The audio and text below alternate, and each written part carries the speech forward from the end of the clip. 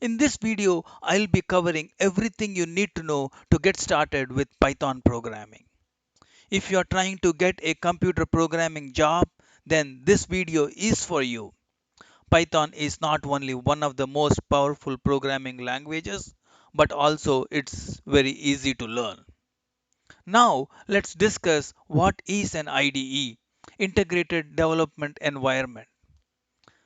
There are various products to develop Python program, and the most popular ones are Jupyter Notebook, Spyder, and PyCharm. And I will be using the Jupyter Notebook here, and feel free to use any IDE of your choice. Now, in a Python programming, there are sometimes we need to comment some instructions. That means that piece of code is not included in the programming logic, and the comments itself are of two kind. We have single line comment and multi-line comment. If you notice, this one is a single line comment where I start the statement with a hash sign. That means that particular line is being commented. And if I do a multi-line comment, I can start with three double quotes and end with three double quotes. Then these four lines are not included in the programming logic. Now let's discuss different data types in Python. There are many different data types, but the four main basic data types are Boolean, integer, float, and string. Boolean means it can hold only two possible values, true or false. So that being said, we can define the variable as isMale, and if that's true, that means the subject under consideration is male, and if that's false, that means the subject under consideration is female. So always we use Boolean variable when there are only two ways to analyze the situation. Let's say we have a airlines condition, you buy a ticket or you don't buy a ticket. So in a programming logic, we want to know whether the customer purchased the ticket or not. We can have a Boolean variable saying that did he purchase or not. Yes means he did purchase, no means he did not. The second one is integer, and the example is age. This is a whole number 74, 75, the number of your choice, and this is a whole number by itself. You cannot have a decimal here. And then if your programming needs to have a decimal value, then the next choice is float. We can define a variable as float. In that scenario, what will happen is we can have float. So let's say we are trying to buy something in a store and the price is $11.99. And the fourth one is a string. String, the best example is name. I can have someone's name as a string. That means I can write that name within double quotes, and that would be a best example of a string. Now, there are times that we write some statement in Python programming. It's so big that we cannot write them in one line. In that scenario, we can break that statement into multiple lines. And there are a few different ways to do that. And one way is we can put backslash. And when we do that, it's going to assume it's a one line statement. Just for the sake of convenience, it is split in two lines. So this is a arithmetic progression, sum of arithmetic progression to be more precise, where I add 1, 2, 3 up till 16, and since I don't have room to fit them in one line, I put slash and I put them in two lines. And it's possible that we can put this whole thing within parentheses like this, then I don't even need to put that slash. So these two should produce the same result because they add 1 to 16 all integer values. Let's execute this and see what does AS1 and AS2 produce, and when you add them they produce 136 each. So that's how you can break the statement into multiple lines if you need to. Now these variables and assigning values to them and performing different function is something like algebra, where you can have certain functions and values to that. So now we have this variable x, y and z, where x is a float because the value assigned to that is 2.36, y is a integer because there is no decimal point, and z is a string because I have a string with double quotes here. And the interesting thing to note here is I have multiple variables and multiple assignment statements. So I assign values to each of them, and they are three equal sign, three variables and three values. So we have multiple variables and multiple assignment statement, and once that's done I am able to print that here. This is just to validate whether the information got into those variables. Let's execute this and see what's the output. So if you notice here, the output of the first line is the value we assigned, and here there is a statement type of x. This command will give you the data type of the variable x, and that one is of type float. And here we are able to confirm, since this x has a decimal point in it, this has to be a float, and we are able to confirm that that is of type float. Now, looking into the second set of instructions, what I am doing is I am doing single assignment, but three variables on the right side and three values on the right side and three variables on the left side, and x, y, z, and I assign the values, and then I print them. So if you see here, I have 13, 3.42 and single assignment. And if you see the data type of x, which is integer because I have 13 without a decimal value. So there are times we need to have two variables same value. I would change one of them and then I will validate against the second one. Those scenarios we don't have to create variables two time and assign value two time. We can do both together and assign the same value together. We say x is equal to y is equal to the same value, or you can give any value you want. So here are these are the few different ways that you can assign values. Now let's learn what is a list. So there are times that we need to have a collection of variables.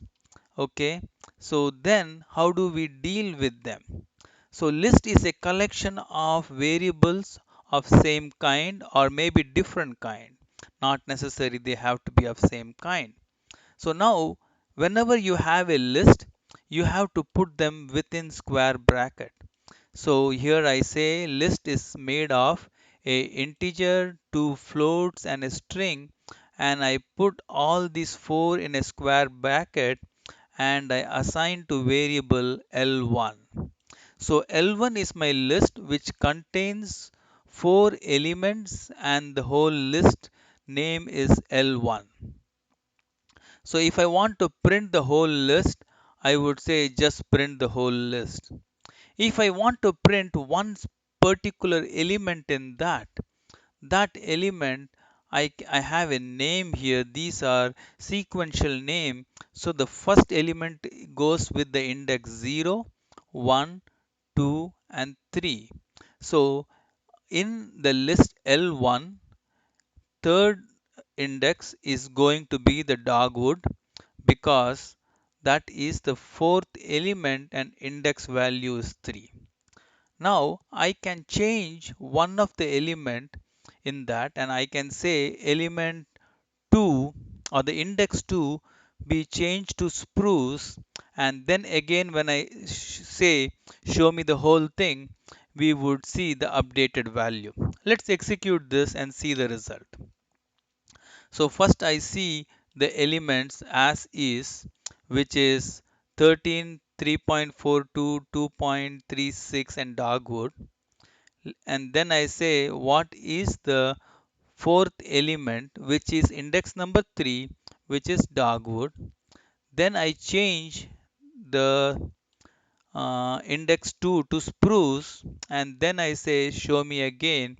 It here is the updated list. So this is how we can work with list, and list is a mutable. That means you can change its values. So if something is mutable, that means you can change its value in the life of the program. And if something is immutable, that means once it's made, it's written in the rock, you cannot change it. Now let's see what is tuples or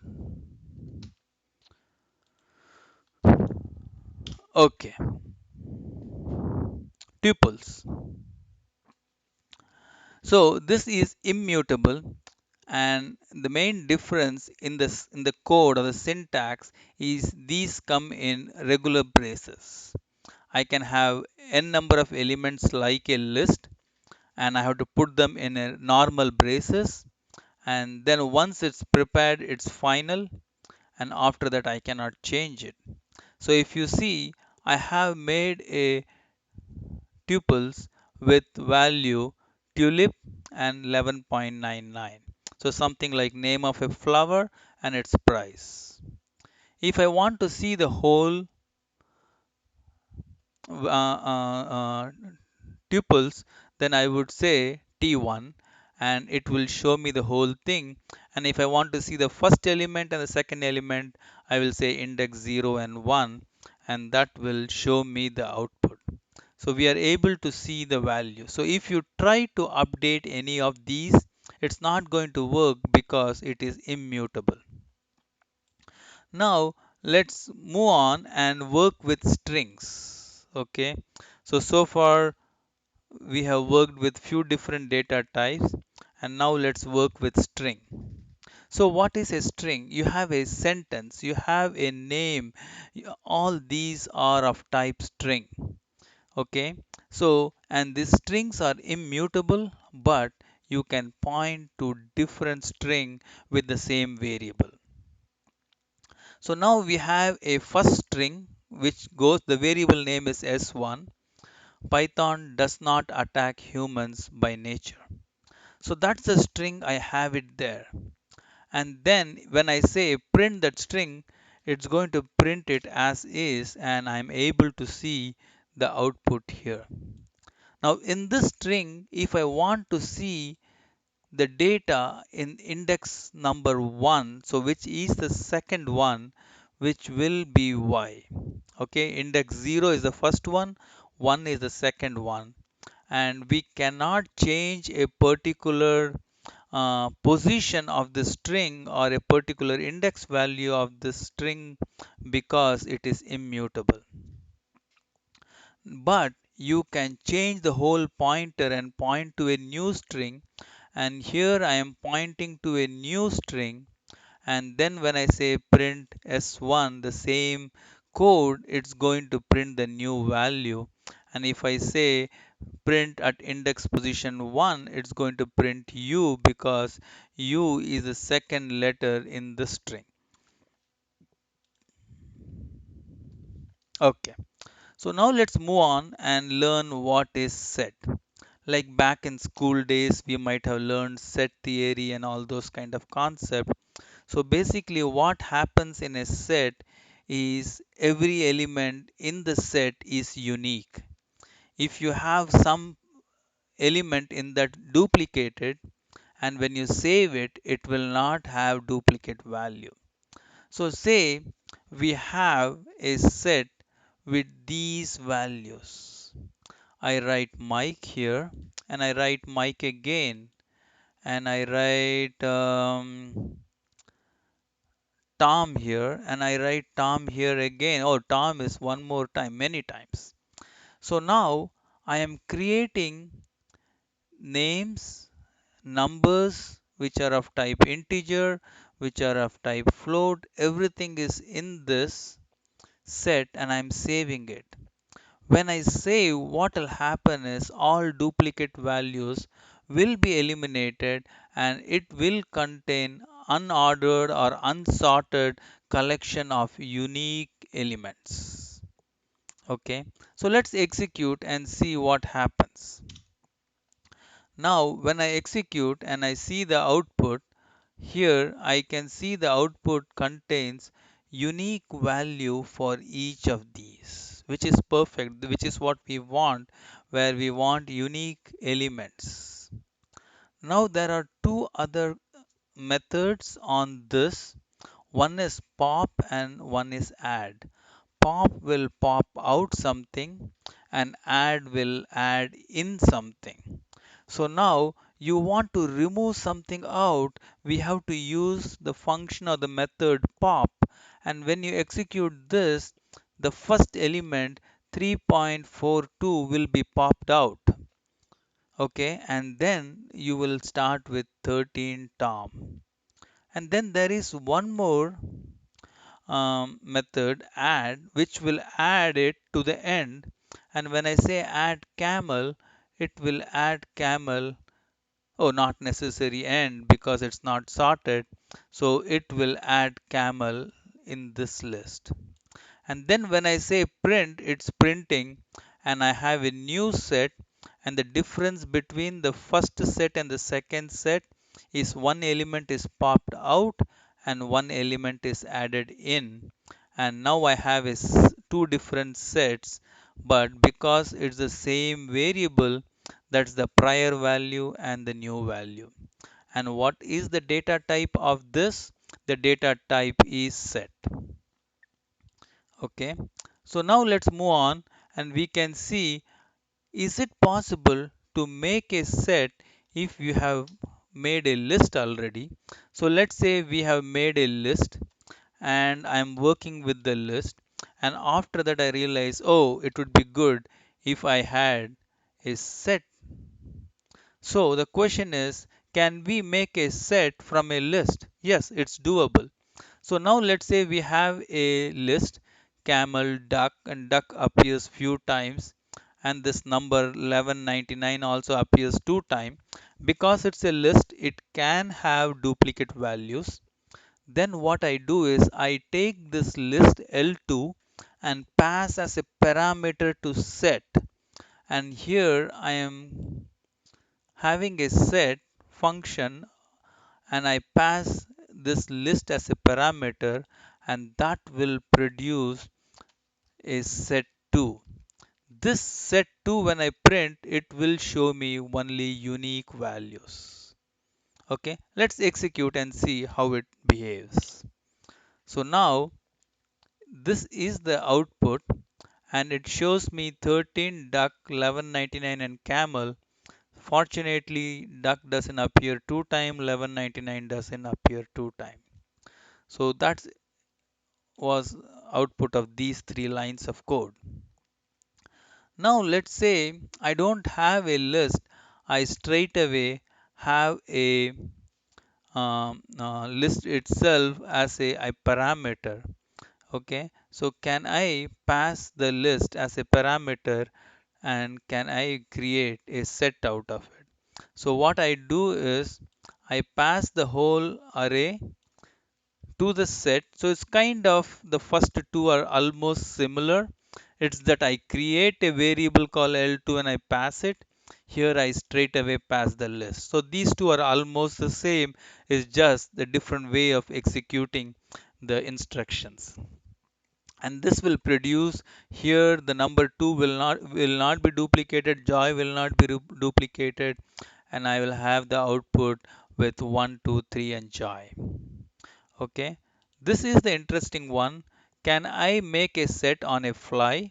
So what I do is I put this curve bracket or flowery bracket, and I pass the parameters to that. Okay, so when I have this curly brackets and I pass this value on the fly, it takes that and it makes a set out of it. And if you notice, banana and 3, those duplicate values are removed. So basically we have learned that there are few different ways to create a set. We can pass inside a curly bracket and create a set, or we can create a list and pass as a parameter few different ways. So it all depends in while you are programming how the inputs are given to you. The next one is interesting. It's called dictionary. So what is a dictionary? Now thinking back, you go to a library and you are looking for a particular word. You look for the word and it will show the meaning. So, what is a dictionary? It is a key value pair. For every word, it gives a meaning, right? So, that is what a dictionary is. So, basically, it's two numbers or two elements, the first element and the mapping element second. And one more important feature in dictionary is the first element cannot be duplicated, but the second element can be duplicated. So there can be two words with the same meaning, but you cannot have um, two words in the dictionary in it, right? Or two same word repeated. You cannot have it. So the right terminology is key value pair. So key is the word you're looking for and value is the meaning kind of stuff. So here in computer or Python you say key value pair where key is the first one and value is the second one. Now when you are creating a dictionary, once again here we use the curly brackets and we separate with comma, and each time we pass two element, one January, then say 3 March, and then number 100, and I pass the I write out 100, right? So these are key value pairs. So the key is 1, the value is January. The key is the 100, the value is 100 written out, right? So that's the key value pair. Okay, so that being said, now the D1 is the name of the dictionary. If I want to find the meaning or the value of a particular key, it's very easy. What we can do is I say print D1 100, then it will look up the value for the key 100 and it will write out 100 here. If I say 3, it will look the matching value for number 3 is March and it will write out that. Later I realize, oh, I missed to add May, which is the fifth month. Then what I do is I on the fly I say dictionary and I say the element or the key as 5 and I say that is equal to May, and then when I say print the whole dictionary, it prints January 100, March and May as well, and the data type is dictionary. So this is how we can create dictionary, access it and also update it. And if you notice, for both a set as well as for a dictionary, we use a similar syntax of using a curly bracket. So there are times we get mixed up. Are we referring to a set? Are we referring to a dictionary? And that is especially when we are creating a empty element, empty set of a dictionary or a empty set of a empty set or a empty dictionary. Sometimes we get mixed up. So for that, the way to do that is if you are creating a dictionary, say just open and close parenthesis. And if you are doing a set, then just say write out set and give parenthesis. That way we make sure that we are creating a dictionary or a set. Okay.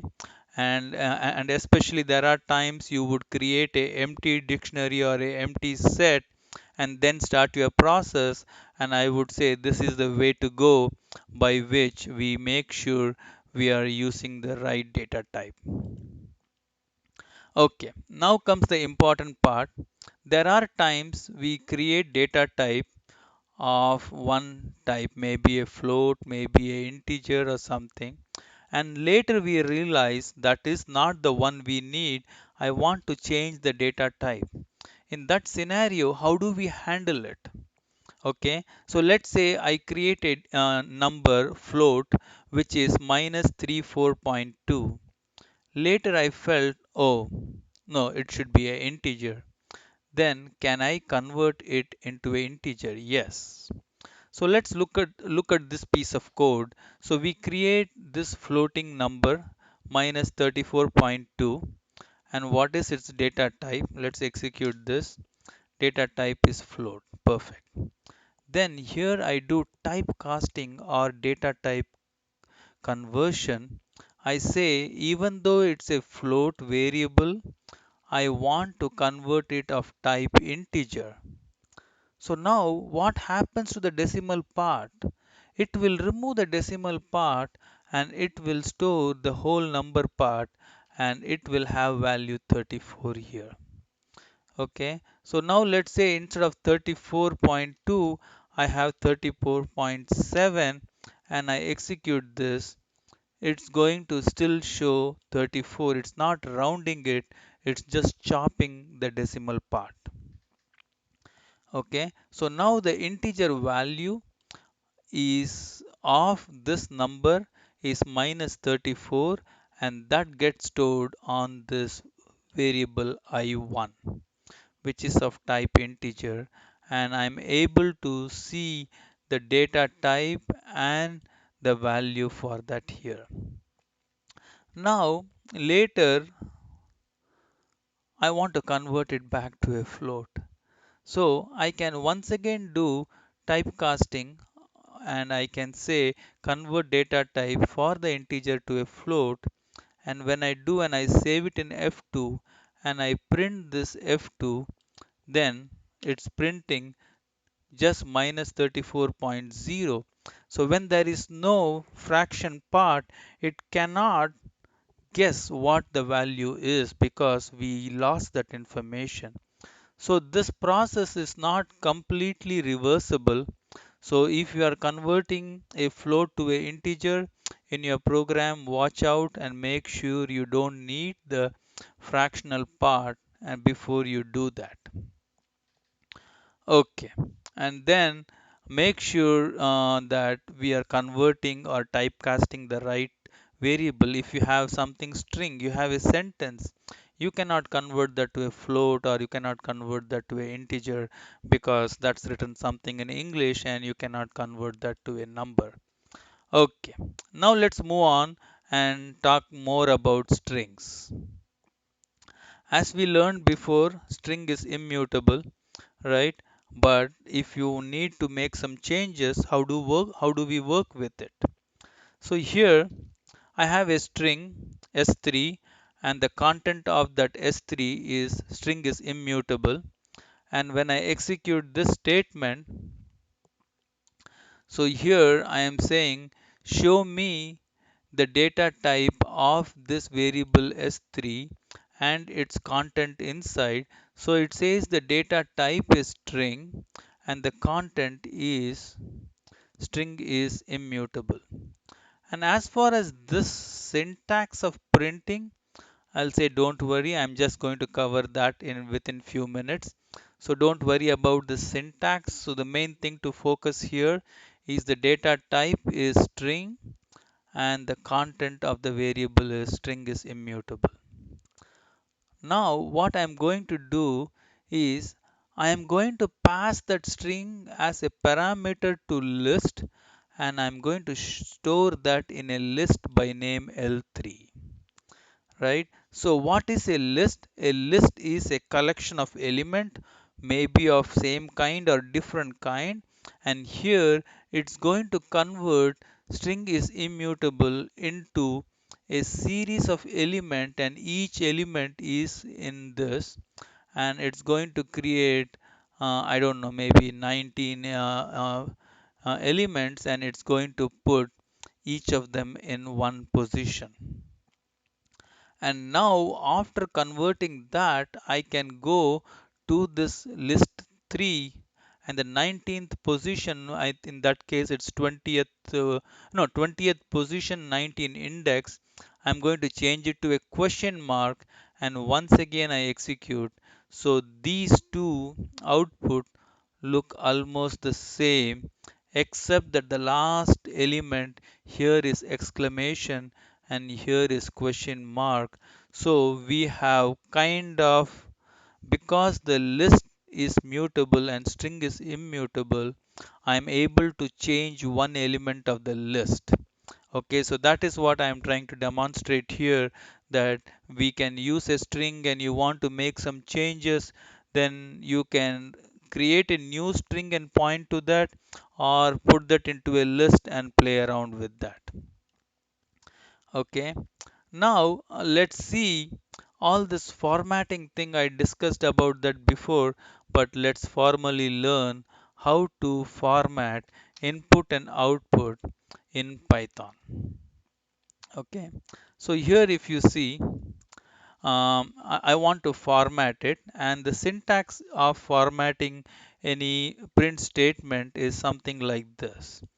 You can say what you want to print, you specify the object or kind of a variable, and if you want to have a particular separation, you can do that, and you want to end it by a particular way, we can do that.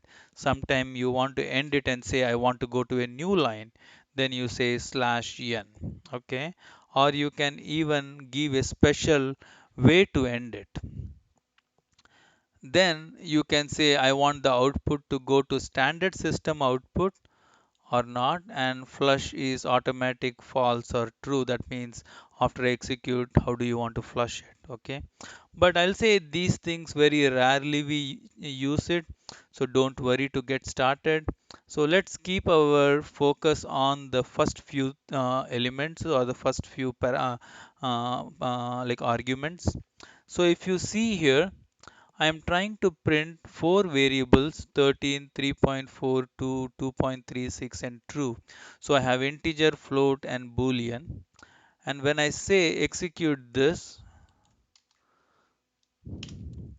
when I say execute this, it's just printing all the four elements. Then I realize, oh, I don't want it that way. I want to separate them with a comma. Then what I do is I say comma and I put a space and I say execute this. It's printing the same four values, and it has a separator comma in between them. Sometime I want to know what is the last element, which is the end of the line. Then I add a new end of a line statement and I call that as EOL. Then it prints EOL in the end. So these are the ways we can format for our business need. Okay. Now let's say I have these two variables, age as 74 and name as Donald J. Trump.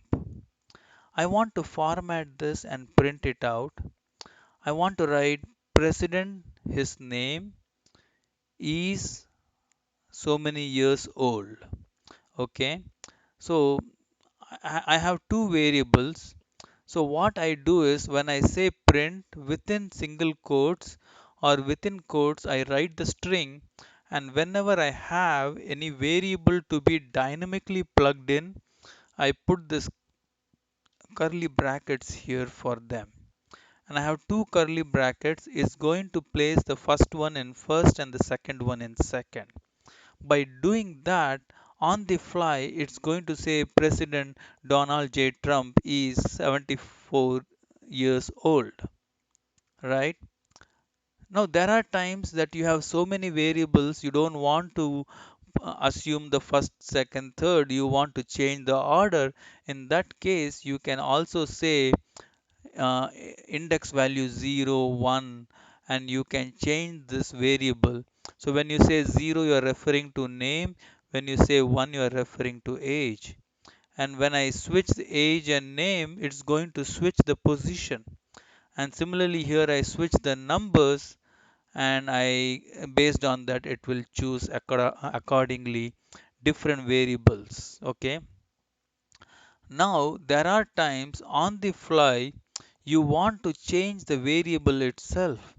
I want to change the name as Barack Obama and the age as 59.